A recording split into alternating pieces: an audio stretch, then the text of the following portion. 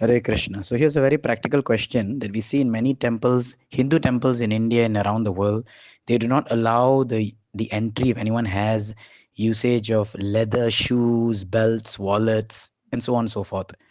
And temples usually they state that it's for purity purposes, animal skin, animal products. They're against our shastra.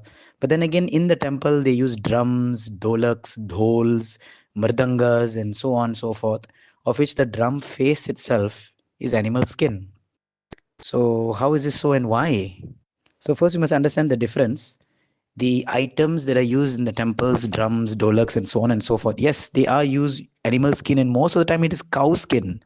But this is because the animal, the cow, has died naturally, and after the death of the cow, because cow is considered pure, the cow's skin is then made into drums, which is again used for the Lord's service.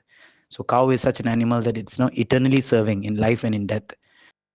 Then you may say that, hey, but the leather that I'm using, that's also cow skin. So what's the problem in this?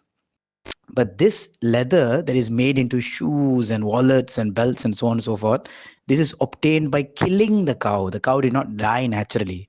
Cows are farmed and the cows are killed, and then that skin is being used.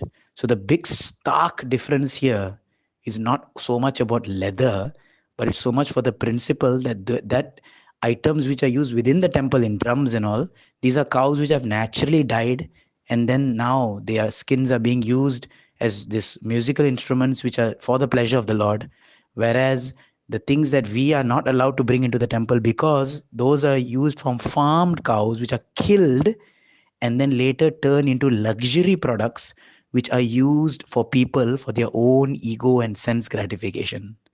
One is used in glorification of the Lord, another is used in gratification of their senses. So this is the big stark difference in the principles and the applications of this leather products.